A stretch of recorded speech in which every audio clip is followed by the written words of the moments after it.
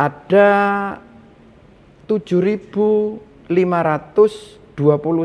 guru TPQ di Kabupaten Jombang yang itu semua dasar bekerjanya mereka itu ikhlas. Yang ada itu hanya tunjangan dan itu pun sangat kecil dari pemerintah daerah.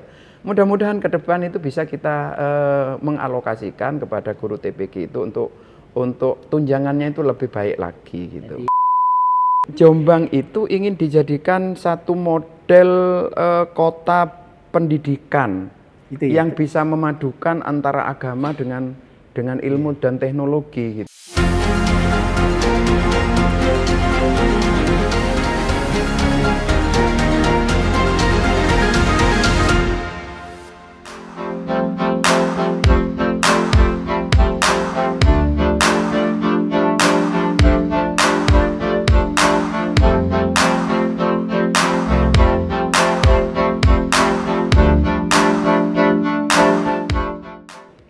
Assalamualaikum warahmatullahi wabarakatuh. Salam sehat dan salam sejahtera untuk kita semua.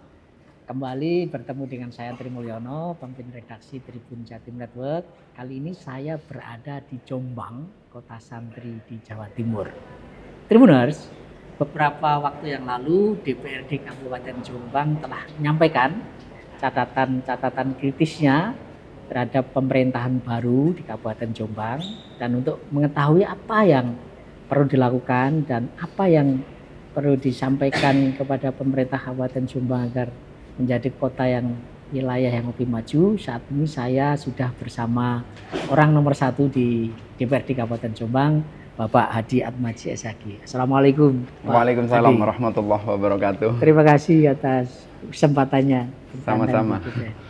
Baik Pak Hadi, sebelum kita ngobrol lebih lanjut, bisa disampaikan dulu komposisi pimpinan dan fraksi di DPRD Kabupaten Jombang hasil pemilu 2024 kemarin. Oke, terima kasih sebelumnya. Kalau komposisi pimpinan di DPRD Kabupaten Jombang, sebagai ketua tentu saya, karena sebagai pemenang pemilu 2024 dari Partai Kebangkitan Bangsa. Kami dari Partai Kebangkitan Bangsa itu dapat 12 kursi. Dan saya sebagai ketua DPC dipercaya oleh teman-teman DPC itu untuk menjadi ketua di DPRD Kabupaten Jombang. Di bawah kami itu Partai Indonesia PDI Perjuangan.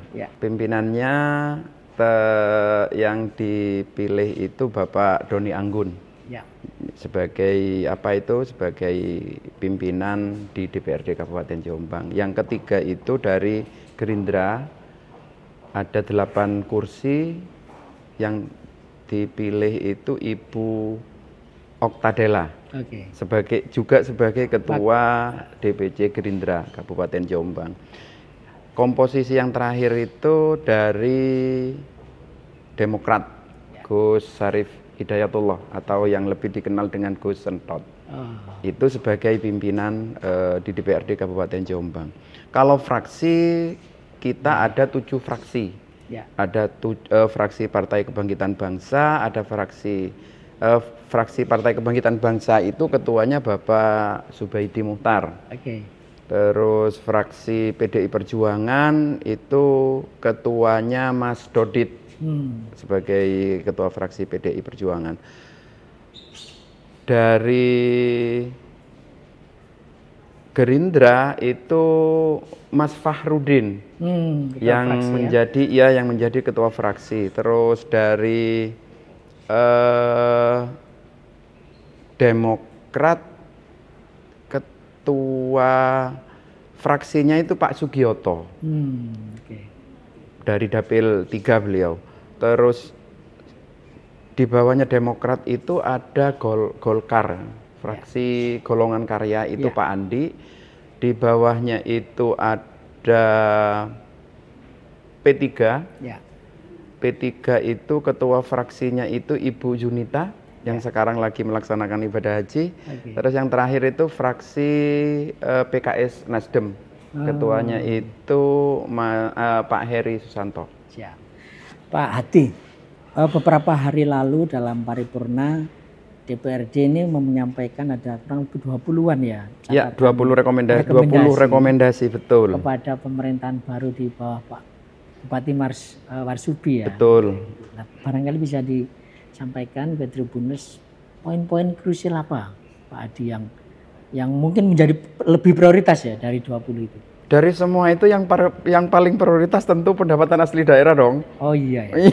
Ini jadi PR kita semua ya. Iya, karena apa namanya? Kalau kita mau boleh melakukan, tahu sebelumnya PAD Kabupaten Jombang di kisaran berapa? 800 miliar ya di 2024. Ini menjadi rencananya itu pokoknya naik itu sampai 1 triliunan gitu. Cuman memang ada beberapa yang harus dibenahi kaitannya dengan PAD itu. Kita ini punya 4 badan usaha milik daerah BUMD ya. Ada Panglungan, ada Bank Jombang, ada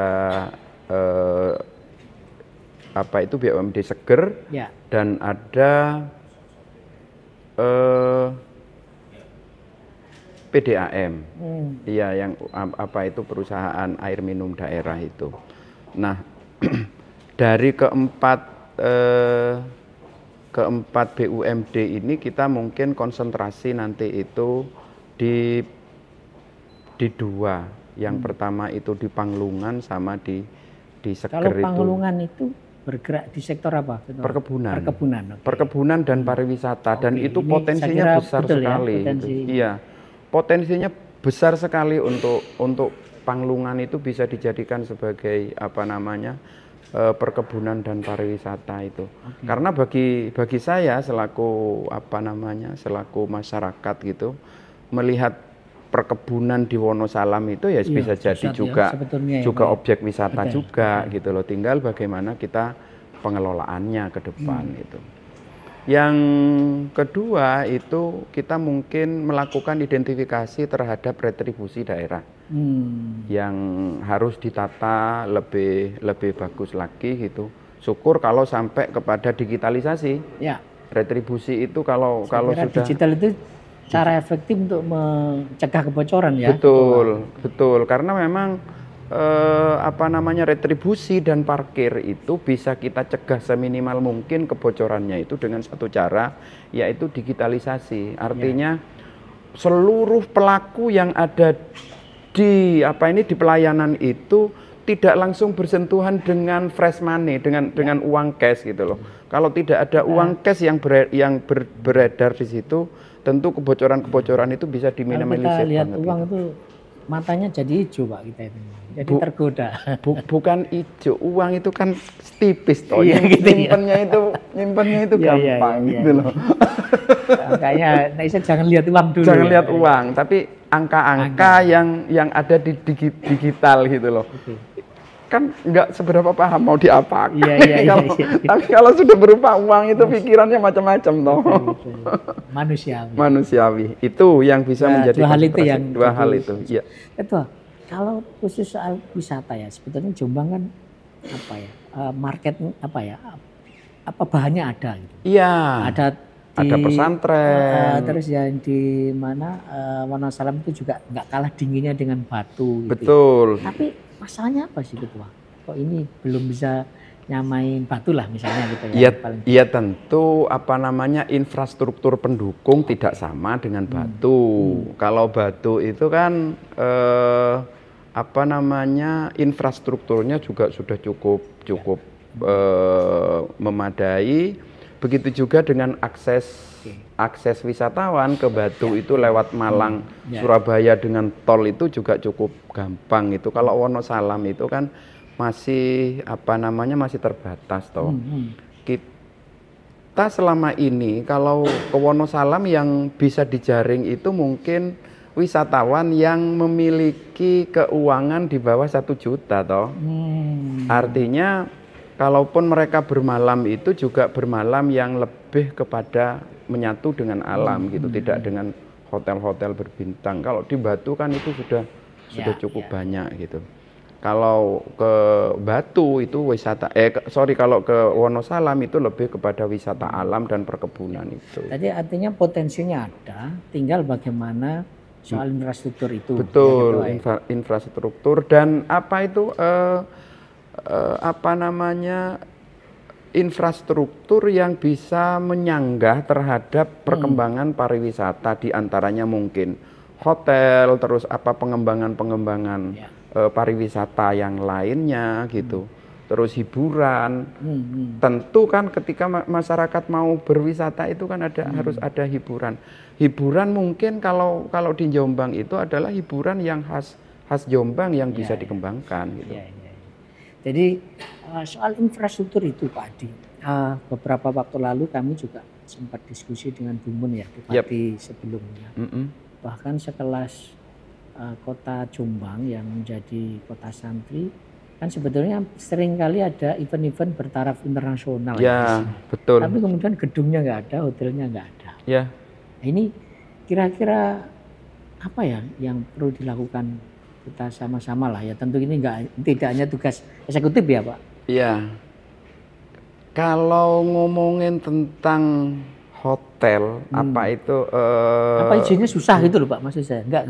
Enggak susah kan bikin hotel atau susah juga, convention gitu di Jombang gitu. Lo terbukti ada kan di Yusro itu kan, Hotel Yusro itu dengan kapasitas sampai 1000 kamar. Tapi tingkat hunian juga juga rendah kan. Jadi sebenarnya pemerintah kabupaten sudah membuka selebar-lebarnya untuk investor. Betul. Tinggal investor melihat ini pasarnya kok masih banyak apa enggak gitu. Betul. Juga begini, ketika teman-teman sesama DPR melakukan lokus kunjungannya ke Jombang itu banyak mereka itu yang tidak bermalam di Jombang. Ya karena itu tadi permasalahannya itu adalah infrastruktur pendukungnya itu nggak mencukupi di Jombang itu. Ya mungkin karena santri itu gitu loh. Wisatawan yang ke sini yang dari luar kota itu lebih banyak ke ke pondok pesantren gitu kan. Dan sampai saat ini memang harus ditangkap oleh oleh pemerintah Kabupaten Jombang sebagai satu potensi kan. Tetapi ya itu tadi kalau dari pemerintah Kabupaten Jombang itu tidak ada pembatasan terhadap pengembangan.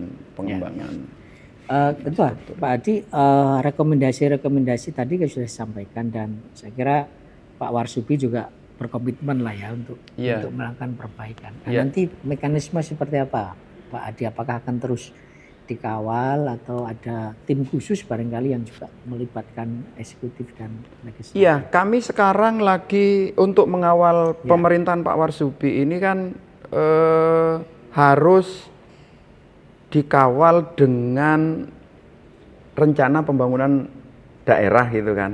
Lah, kami konsentrasi, DPRD itu konsentrasi dalam rangka mengawal pemerintahan Pak Warsudi 5 tahun ke depan ini. Kami sekarang lagi sudah terbentuk pansus RPJMD. Menarik.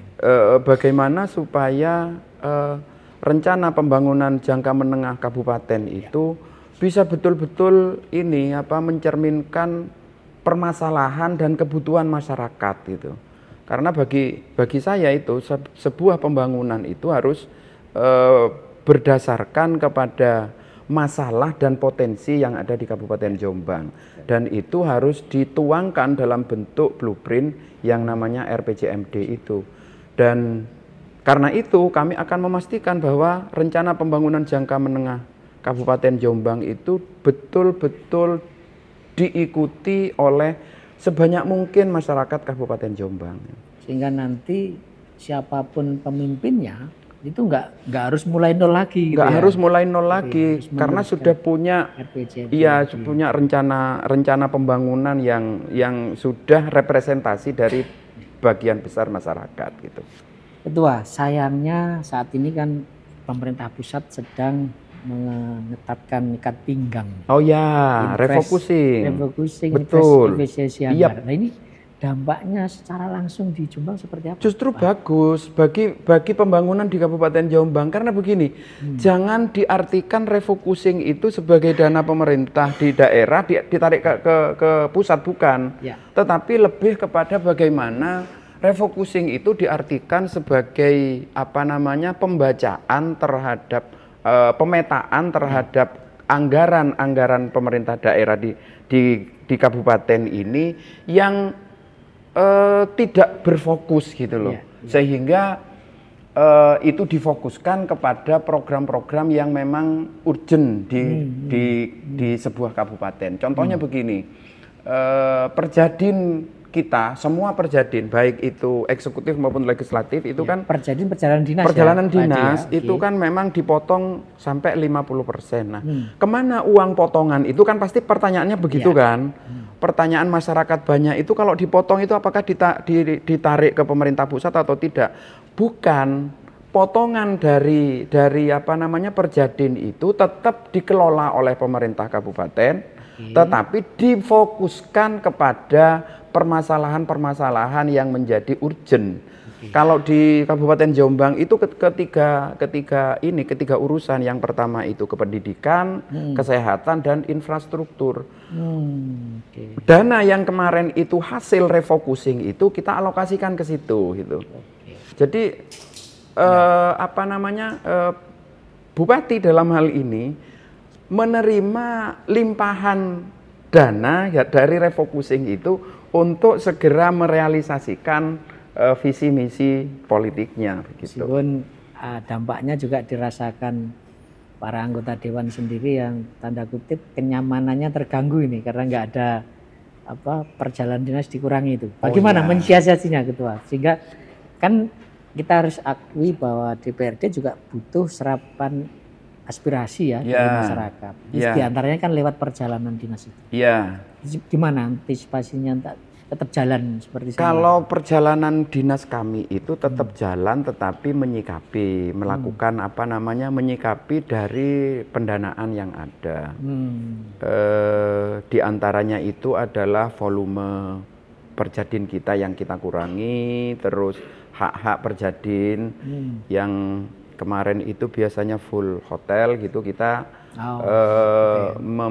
menyikapinya dengan semua anggota DPR itu boleh mengambil hotel itu dari ad-cost ke lamsam. Kalau ad-cost ke lamsam itu kan jatah hotel itu diambil hanya 30%. Jadi terjadi pengiritan yang cukup signifikan, hampir sampai 14 miliar ketika kita melakukan seperti itu. Iya. Tanpa mengurangi kualitas kinerja DPRD ya? Tanpa mengurangi kualitas kinerja DPRD, dan kita harus membangun kesepakatan tentu gitu loh. Dengan kondisi seperti ini apa yang harus kita lakukan bersama gitu. Yaitu tadi kesepakatannya adalah pengambilan hotel yang 30% gitu-gitu itu. Tapi luar biasanya Pak Hadi ini kan pertama kali ya nyalek, lalu kemudian terpilih jadi ketua. Terus kemudian harus mengelola situasi yang tanda kutip mengurangi kenyamanan anggota-anggota DPR. Gimana cara menyampaikan ke teman-teman, meyakinkan ke teman-teman gitu? Saya itu tidak mengalami permasalahan karena kita buka semuanya. Jadi kuncinya transparan itu. Bukan menjadi keputusan dari pimpinan gitu, tetapi bagaimana kita mengajak mereka secara keseluruhan itu untuk menjadi permasalahan mereka bersama-sama. Dan alhamdulillah, kalau ada penolakan, ada friksi-friksi itu pasti kita lembaga politik gitu loh. Tetapi semuanya bisa diatasi gitu. Pak Hadi, Jombang kota santri, banyak sekali pondok pesantren, banyak sekali santri gitu ya. Di saat yang sama ada presensi anggaran. Tapi program-program sosial yang terkait dengan SDM ini gitu ya, santri itu tadi disampaikan justru akan menjadi fokus ya gitu. Nah, barangkali bisa disampaikan program-program khusus apa terkait program-program sosial terhadap santri di Jombang, Pak Hadi? Kalau ke santri di Kabupaten Jombang itu kita langsung ngomong ke TPQ mungkin ya. Kalau ke ke pesantren-pesantren itu tentu kita sudah memiliki program. Tetapi yang fokus kita pada tahun ini dan tahun depan itu bagaimana kita itu bisa memfasilitasi TPQ-TPQ yang ada di Jombang itu bisa lebih terfasilitasi lagi. Karena ada 2.507 TPQ yang ada di Jombang yang itu butuh kita perhatikan. Ada 7.521 guru TPQ di Kabupaten Jombang yang itu semua dasar bekerjanya mereka itu ikhlas. Ya, bahkan di bawahnya honorer lah kira-kira begitu ya. Iya, Ketua. Iya, karena memang mereka itu kan mendirikan TPQ, ada anak belajar Quran di sana gitu. Ya tidak ada honor di situ, yang ada hanya tunjangan. Kalau honorer itu kan mereka bekerja di sebuah lembaga dengan sistem honor. Kalau ini tidak ada, yang ada itu hanya tunjangan dan itu pun sangat kecil dari pemerintah daerah. Mudah-mudahan ke depan itu bisa kita mengalokasikan kepada guru TPQ itu untuk tunjangannya itu lebih baik lagi gitu. Jadi fokusnya di situ ya. Jadi DPRD pengen di tingkat TPQ itu ya. Betul. Pak Adi, beberapa program pemerintah pusat kan sudah mulai jalan juga ya. Siap, bergizi gratis ya. Makan bergizi gratis. Bagaimana perkembangannya di Jombang? Gini, kalau bergizi gratis ini harus diluruskan benar ini. Iya. Agar jangan sampai pemahaman Ya, dari Tribuners tadi kita sempat berhenti sejenak, tiba-tiba ada sirennya dan ternyata ada Indonesia Raya yang harus kita nyanyikan tadi. Apa itu, Pak Ketua? Jadi ada ketentuan, ada keputusan bersama itu setiap jam 10 seluruh kantor, baik itu pemerintahan dan kantor-kantor yang lain di Kabupaten Jombang itu harus menyanyikan lagu Indonesia Raya setiap jam 10 setiap hari. Setiap hari. Tujuannya untuk meningkatkan patriotisme. Iya, meningkatkan rasa nasionalisme, patriotisme, mengingatkan bahwa kita ini bangsa Indonesia berada di wilayah negara Republik Indonesia. NKRI harga mati. Baik, Pak Adi, bisa dilanjut tadi kita sempat jelas. Ya, tentang badan program makan bergizi gratis ini kewenangannya itu di Badan Gizi Nasional, bukan di pemerintah daerah. Pemerintah daerah itu ada tiga sistem yang dikeluarkan oleh Badan Gizi Nasional sesuai dengan saya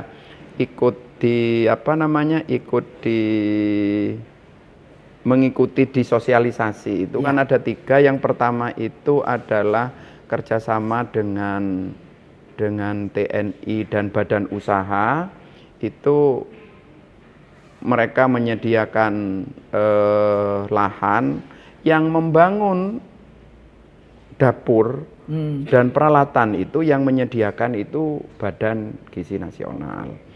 Terus yang kedua bekerja sama dengan pemerintah daerah. Sama, pemerintah daerah itu menyediakan tanah, yang membangun dan yang mengelola secara keseluruhan itu ya Badan Gizi Nasional. Ada yang bekerja sama dengan yayasan dan pondok pesantren. Nah, yayasan dan pondok pesantren itu sama. Yayasan itu menyediakan lahan dan pembiayaan untuk operasionalnya makan bergizi, program makan bergizi gratis ini.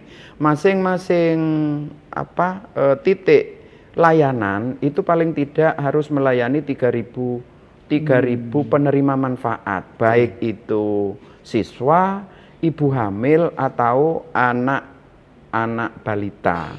Itu yang harus dikelola oleh satu dapur pelayanan. Dan dapur pelayanan itu semuanya yang mengerjakan itu dari Badan Gizi Nasional, Tidak ada kewenangan pemerintah daerah sedikit pun untuk mengelola itu. Kalaupun nanti pemerintah daerah itu menyediakan lahan, terus pengelolaannya itu nanti semua manajemennya itu disiapkan oleh Badan Gizi Nasional itu gitu. Dan sejauh ini di Jombang sudah berjalan atau masih proses ini? Yang saya tahu ada 2 yang sudah berjalan itu, di Denanyar sama di Mojoagung. Terus 8 lagi persiapan. Bulan ini sudah dilakukan pembangunan di di lahan-lahan yang sudah disediakan itu oleh yayasan gitu. Nah, itu nanti yang mengelola ya mereka gitu loh, dari Badan Gizi Nasional. Tapi paling nggak ada masukan dari DPRD agar program ini nanti berjalan lebih baik dibanding daerah-daerah lain yang sudah dicoba, Ketua. Barangkali ada masukan atau catatan gitu? Gini, pengelolaan itu semua dari pemerintah pusat kan. Ya. Tentu kami dari DPRD Kabupaten Jombang karena yang mengelola nanti tenaga kerjanya itu juga diambilkan dari mana? Dari tenaga lokal itu. Tentu ini kesempatan bagi warga masyarakat yang sekarang lagi mencari pekerjaan itu bisa ikut andil di dalam pekerjaan itu. Tentu syarat ketentuan berlaku kan, keterampilan dan lain sebagainya, karena itu nanti standar gajinya itu juga sama dengan UMK di masing-masing kabupaten. Tentu tidak sama antara di Jombang dengan Kabupaten Mojokerto atau Kota Mojokerto, tidak sama gitu. Sesuai dengan UMK masing-masing. Program ini juga punya multiplier efek ke masyarakat Jombang gitu ya. Betul. Gitu betul. Ya. Ya, tadi soal pekerja relawan yang bisa relawan, pekerja ya. Memang ditarik sebagai tenaga kerja itu ya. Masing-masing satu dapur pelayanan itu nanti ada 48 tenaga kerja yang terlibat di situ. Tentu salah satunya itu tentu dari Badan Gizi Nasional itu, karena harus melakukan quality control terhadap standar makanan yang harus diberikan. Dan tentu diharapkan selain soal pekerja, ini juga barangkali berdampak kalau bahan-bahan ini untuk makan bergizi gratis ini kan pangannya dari petani gitu ya. Betul. Diharapkan bisa mendongkrak kesejahteraan petani. Ya. Betul.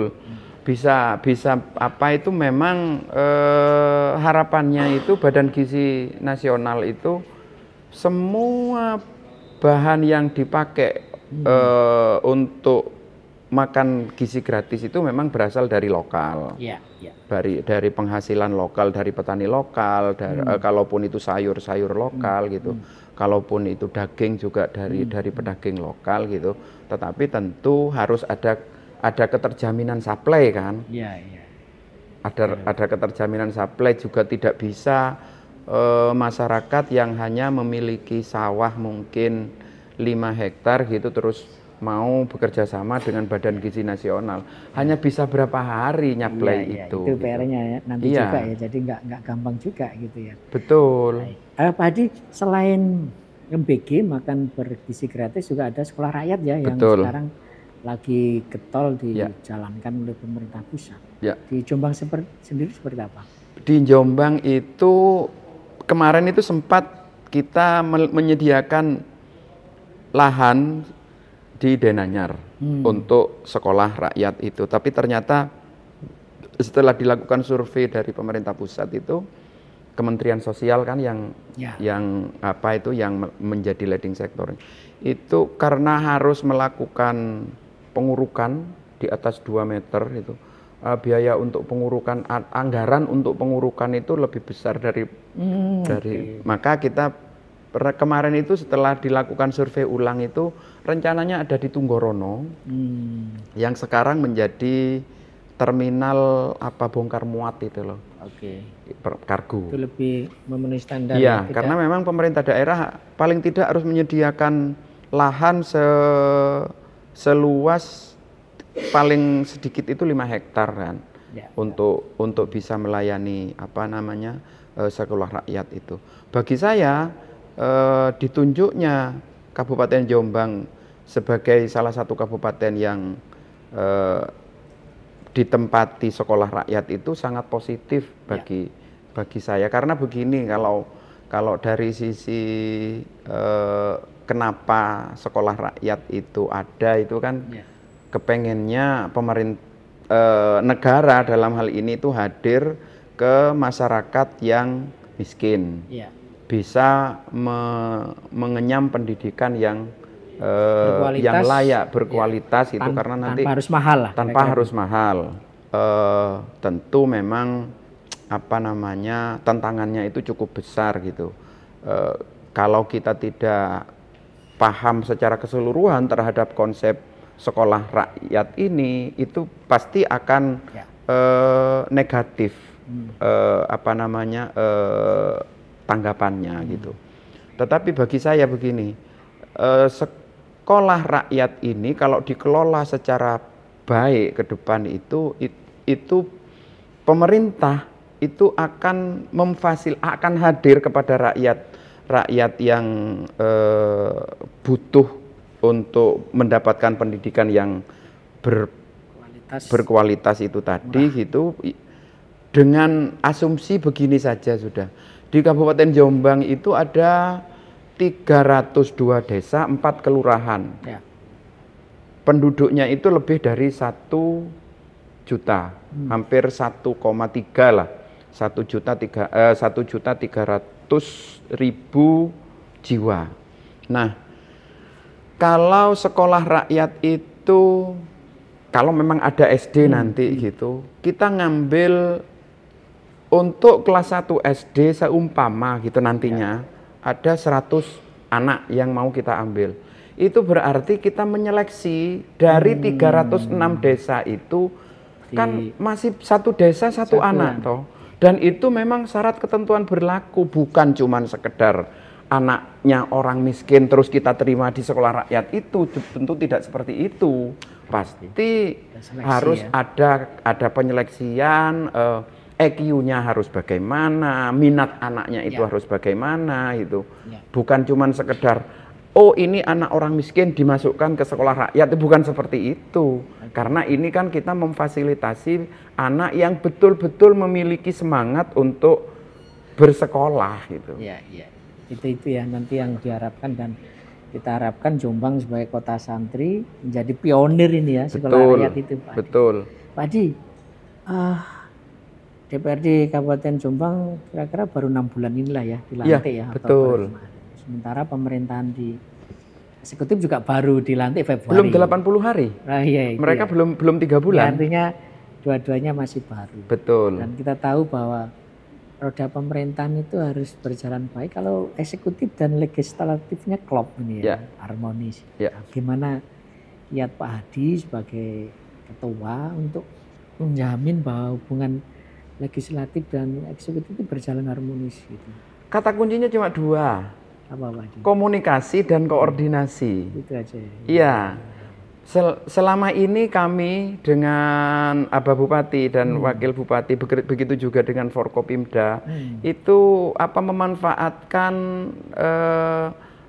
momen-momen tertentu itu untuk kita melakukan komunikasi. Gitu ya. Jadi pertemuannya nggak harus hanya pas rapat paripurna gitu ya, formal gitu. Enggak, bahkan kemarin itu kita menggagas itu mungkin 1 bulan sekali kita melakukan ini bareng-bareng, sepeda goes bareng-bareng atau kemana bareng-bareng gitu loh, untuk ya bungkusnya itu informal tetapi bisa menyelesaikan masalah-masalah yang krusial di Kabupaten Jombang. Komunikasi dan koordinasi. Iya, komunikasi dan koordinasi. Jadi satu sisi Dewan itu nggak hanya sekedar stempel palu, tetap kritis. Betul. Tapi pemerintah nganggap ini baik ya untuk. Iya. Justru kekritisan itu kita bangun di informal itu, sebisa mungkin gitu loh. Lah kalau memang perlu ada kritis yang harus kita tunjukkan secara secara konfrontatif gitu ya. Selama itu bisa diselesaikan secara musyawarah mufakat, kenapa harus begitu gitu loh? Iya. Baik, Pak Adi.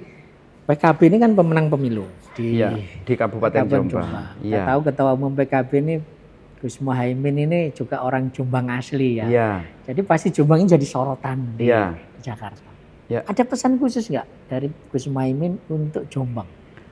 Kalau pesan khususnya itu Jombang itu ingin dijadikan satu model kota pendidikan yang bisa memadukan antara agama dengan ilmu dan teknologi gitu loh.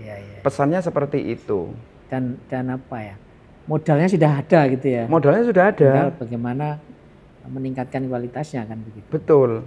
Modalnya kita sudah ada. Santri-santri sudah berasal dari seluruh pelosok negeri Indonesia gitu loh. Bagaimana Jombang menyambut itu dengan mungkin lembaga pendidikan yang bisa mengayahi semua pihak itu. Salah satunya mungkin ke depan itu kita harus punya lembaga pendidikan yang bertaraf internasional gitu.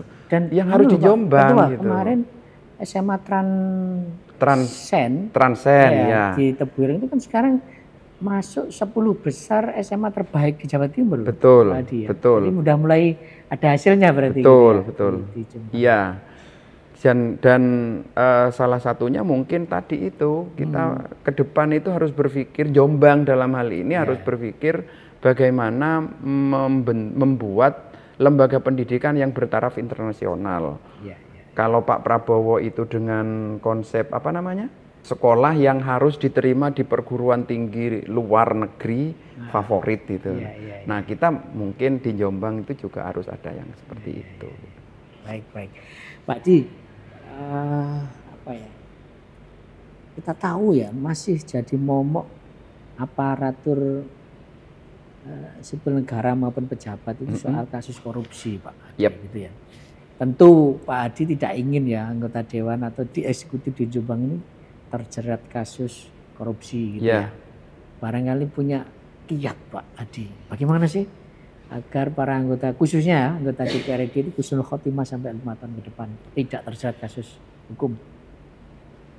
Kasus hukum itu pasti sembunyi-sembunyi kan. Iya. Awalnya kan sembunyi-sembunyi.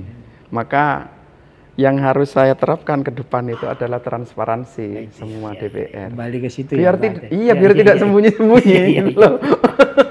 Jadi iya semuanya harus. Masalahnya kadang ini pencurinya lebih pintar gitu Pak. Lah selama kita menyediakan ruang saling terbuka di antara sesama anggota gitu.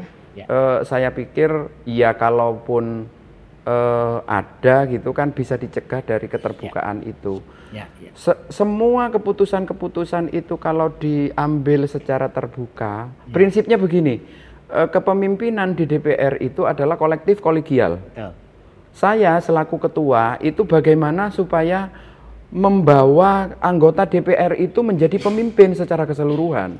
Bukan cuman ngikuti apa kata pimpinan gitu, tetapi karena kolektif kolegial itu maka tanggung jawab itu berada di pundak bersama-sama, bukan cuman sekedar di pundak pimpinan gitu loh. Nah, saya menerapkan seluruh keputusan yang ada di DPRD Kabupaten Jombang itu kita lakukan secara transparan, akuntabilitas gitu dan bisa dipertanggungjawabkan oleh semua pihak. Semuanya. Tidak memungkinkan ada permainan di bawah meja.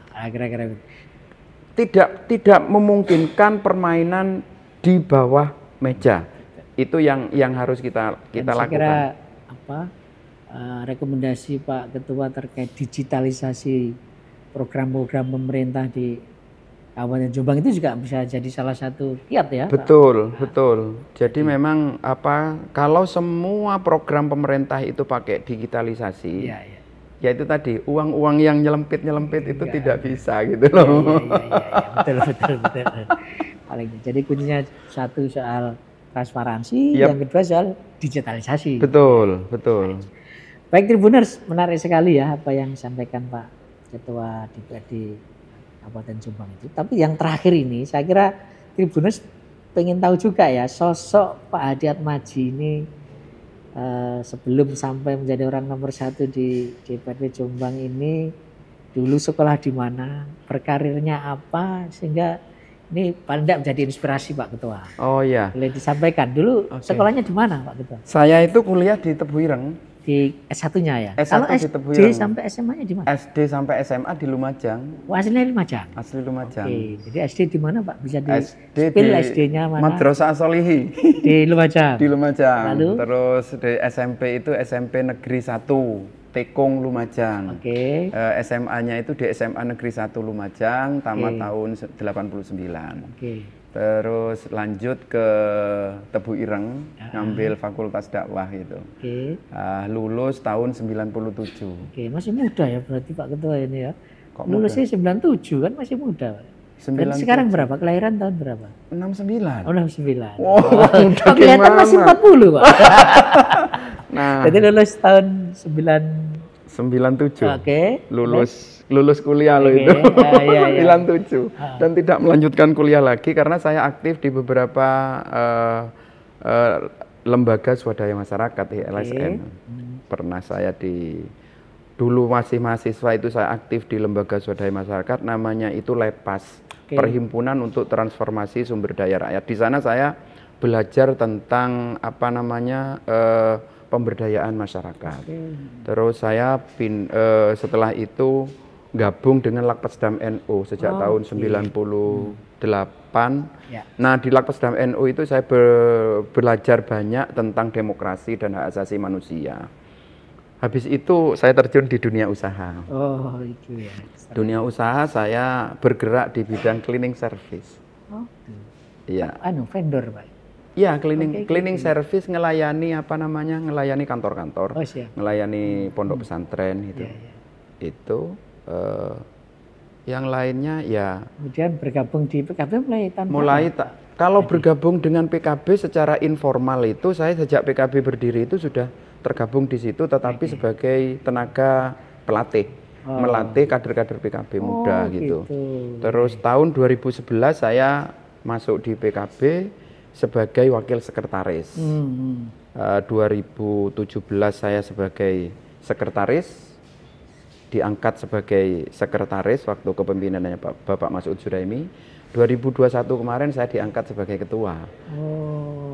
Karena ketua itu maka tidak saya harus ikutan dalam kontestasi legislatif. Dan pertama kali ya, pertama 2024 kemarin. Betul, ikuti. Pertama kali. Kenapa Pak baru 2024 keterjun ke politik? Ya, nyalek maksud saya. Karena sebelumnya memang tidak ditawari. Bukan tidak ditawari, tetapi usaha itu barangkali. Iya, di dunia usaha itu. Dan sekarang pertama kali nyalek, kemudian terpilih menjadi ketua DPRD Jombang, sekaligus mengantarkan PKB sebagai pemenang pemilu 2024. Sebagai pemenang pemilu, ya betul. Tapi bagi saya masih kurang progresif sebetulnya. Apapun yang terjadi, tapi tetap sebagai pemenang. Oh iya. Baik Tribuners, tadi obrolan saya dengan Pak Hadi Atmaji, Ketua DPRD Kabupaten Jombang. Banyak hal yang tadi sudah disampaikan. Kita berharap Jombang di bawah Pak Warsudi dan Pak Hadi Atmaji, duet maut ini ya Pak Hadi Jombang, diharapkan mengantarkan Jombang menjadi kota yang mapan, maju gitu ya. Dan salah satu kunci keberhasilan itu mengantarkan Jombang menjadi menyiapkan kader-kader terbaiknya di kancah global dan nasional. Saya Tri Mulyono, pemimpin redaksi Tribun Jatim Network, mohon undur diri sampai ketemu dengan tokoh-tokoh selanjutnya dalam acara Gebrakan Sang Pemimpin. Assalamualaikum warahmatullahi wabarakatuh. Salam sehat dan salam sejahtera untuk kita semua. Waalaikumsalam warahmatullahi wabarakatuh. Download Tribun X sekarang. Menghadirkan lokal menjadi Indonesia.